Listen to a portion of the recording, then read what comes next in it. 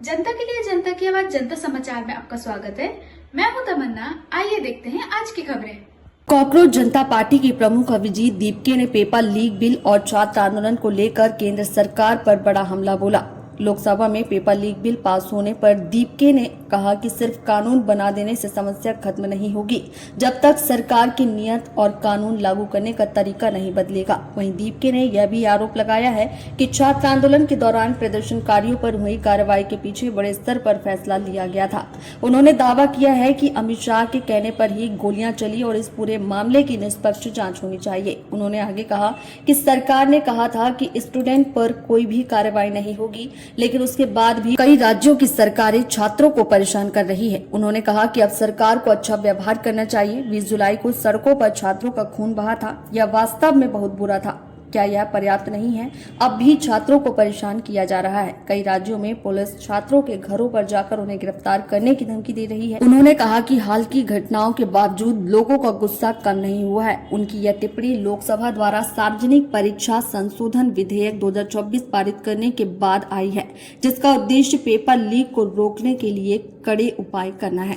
उन्होंने आगे कहा कि यह सरकार डेमोक्रेसी में बिलीव नहीं करती, लोकतंत्र में बिलीव नहीं करती, जिसकी वजह से हमारा लोकतंत्र और संविधान खतरे में है और इसे बचाने के लिए विपक्ष नहीं बल्कि सभी को एक साथ आना पड़ेगा। संसद में कल जो है राहुल गांधी ने डिमांड की अमित शाह जी का इस्तीफा। किसके कहने पे गोलियां चलाई गई उसका जवाब मांग रहे थे, आप क्या कहें? मुझे लगता है इसका आंसर तो बहुत ही क्लियर है। अमित शाह जी के कहने पर ही गोलियां चली होंगी। दिल्ली पुलिस जो रिपोर्ट करती है वो अमित शाह जी को ही करती है, और अगर अमित शाह जी को इसका पता नहीं होगा तो फिर तो होम मिनिस्टर का फेलियर है। लेकिन वही बीजेपी की ओर से बयान आ रहा है कि किसी भी तरीके की गोलियां चलाई नहीं गई। प्रोटेस्ट पैलेट गन्स चलाई गई है, लोग अंधे हुए हैं। पैलेट गन्स मैंने खुद देखी चलाते हुए, हॉस्पिटल में क्रिटिकल थे वो पेशेंट्स, और गोलियां क्या नहीं चली। बिहार में क्या हुआ है? AK-47 बिहार में क्या हुआ? AK-47 किसने चलाई? किसकी सरकार है वहां पर? मतलब देश के बच्चों के ऊपर तुम AK-47 चला रहे हो। एक टाइम था इस देश में AK-47 चलाई जाती थी आतंकवादियों पर, अजमल कसाब पर। जब पार्लियामेंट पर अटैक हुआ था तब AK-47 चलाई जाती थी। आज AK-47 चलाई जा रही है स्टूडेंट्स पर। तो क्या कॉकरोच जनता पार्टी उसमें सहभाग लेंगे, उन्हें सपोर्ट करेंगी? मुझे लगता है अभी सिर्फ विपक्ष ने, इस पूरे देश को एक साथ आने की जरूरत है। इस देश में जो लोकतंत्र है, जो चीजें चल रही है, अभी भी क्या हुआ, हमारा प्रोटेस्ट खत्म होकर कुछ दिन ही हुए, सरकार ने आश्वासन दिया था कि किसी भी स्टूडेंट्स को तंग नहीं करेंगे, लेकिन फिर भी स्टूडेंट्स के घर जाकर उनको धमका रहे हैं, उनको डिटेन कर रहे हैं, उनको अरेस्ट की धमकियां दे रही है। एक तरीके से लोगों की आवाज दबाने की जो कोशिश की जा रही है, उससे तो एक चीज साफ पता चलती है, ये सरकार डेमोक्रेसी में बिलीव नहीं करती है, लोकतंत्र में बिलीव नहीं करती है। इस सरकार की वजह से इस देश का डेमोक्रेसी और लोकतंत्र कमजोर हो चुका है। लोकतंत्र को बचाने के लिए, संविधान को बचाने के लिए सिर्फ विपक्ष नहीं, सभी लोगों को एक साथ आना पड़ेगा, और हम सब एक साथ आएंगे। विदेशी फंडिंग आपको हो रहा है, किया जा रहा है फंडिंग। मुझे लगता है अगर हमें विदेशी फंडिंग मिल रही है या हमें विदेश से कंट्रोल किया जा रहा है, तो ये तो अमित शाह जी का फेलियर है। फिर अमित शाह जी को भी रिजाइन देना चाहिए। इतने बड़े चाणक्य के होने के बावजूद विदेश से फंडिंग कैसे आ रही है, विदेश से कैसे कंट्रोल हो रहा है?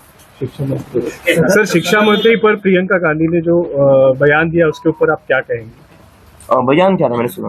उन्होंने कहा था कि प्रियंका गांधी ने कहा कि ये भी वैसे जिसको हटाया गया बस उनकी रिप्लिका है।